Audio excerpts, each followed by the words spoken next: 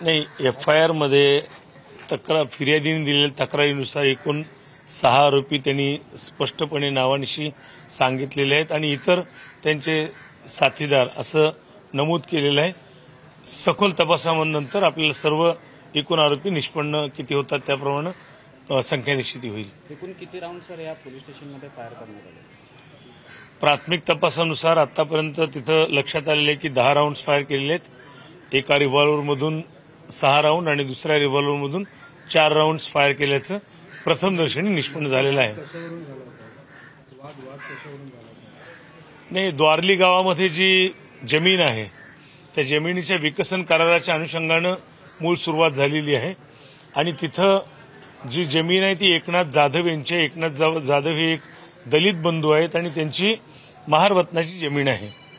त्या महारवतनाच्या जमिनीच्या अनुषंगानं ॲडव्हान्स देणं आणि करार करणं, डेव्हलपमेंट अग्रीमेंट अशा अनुषंगानं वेगवेगळे ते वादविवाद आहेत। वेगवेगळ्या न्यायालयामध्ये पण ते गेलेले आहेत, रेव्हेन्यू कोर्टामध्ये गेलेले आहेत। परंतु यामध्ये तिथं जेव्हा बिल्डरनी काही दिवसापूर्वी तिथं कब्जा घेतला तर त्या कब्जाला त्या मूळ मालकांनी विरोध केलेला आहे।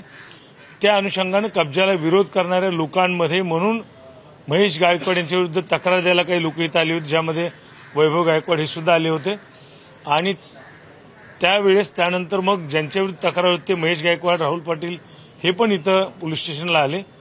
दोन्ही गट समोरासमोर झाल्यानंतर काही आरडाओरडा आणि काही बोलाचाली झाल्या। त्या बोलाचाली होऊ नयेत म्हणून पोलीस दल प्रयत्न करत होतं। तेवढ्यात तिथं आमदार श्री गणपत गायकवाड हे पण आले आणि ते पोलीस स्टेशनमध्ये बसलेले होते। जेव्हा बाहेर जास्त आवाज आला तेव्हा PI श्री जगताप हे बाहेर आले आणि जमावाला तिथल्या उपस्थित लोकांना सांगत होते की शांतता ठेवा। परंतु त्याच दरम्यान तिथं आतमध्ये महेश गायकवाड आणि राहुल पाटील यांच्यावरती आमदार गणपत गायकवाड यांनी निशाणा धरून त्यांना जिवे ठार मारण्यासाठीच्या उद्देशानं फायर केला, ज्यांच्या गोळ्या त्यांना लागल्या आणि त्यात ते जखमी झाले, कोसळले आणि रक्तबंबाळ झाले। स्वतःच्या बचावासाठी आणि मुलाला मारहाण होत होती म्हणून फायर केले, कसं काय घडलं होतं? यामध्ये मी स्पष्ट सांगतोय की हे जे फायरिंग झालेलं आहे हे आत्मसंरक्षणासाठी अजिबात झालेलं नाहीये।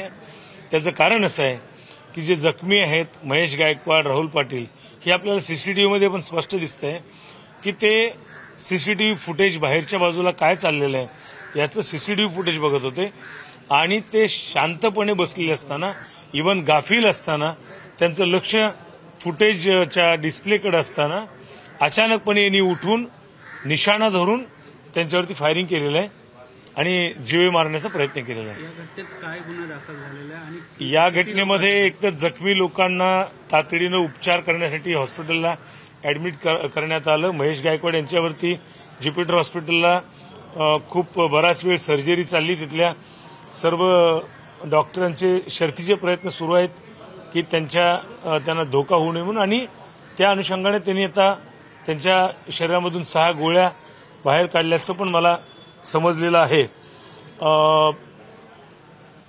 त्याशिवाय राहुल गायकवाड यांच्यावर सुद्धा राहुल पाटील यांच्यावरती सुद्धा ज्युपिटर हॉस्पिटल या ठिकाणी उपचार सुरू आहेत। या अनुषंगानं भारतीय दंडविधान कलम 307, 120(ब), 143, 147, 148, 149 आणि भारतीय हत्यार कायदा कलम 30 अन्वये गुन्हा दाखल करण्यात आलेला आहे आणि 3 आरोपींना अटक करण्यात आलेली आहे। सर, शहरामध्ये तणावाचं वातावरण पसरू नये यासाठी काय प्रयत्न केले?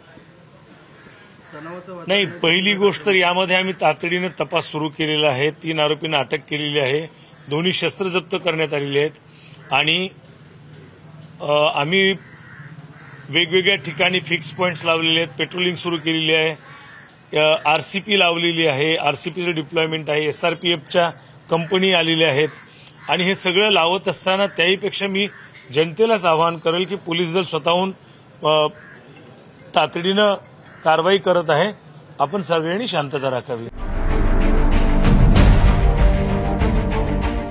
CEN न्यूज, देश प्रदेश की ताजा तरीन खबरों के लिए CEN न्यूज को सब्सक्राइब करें और रहें पल पल की खबर से हर पल बाखबर.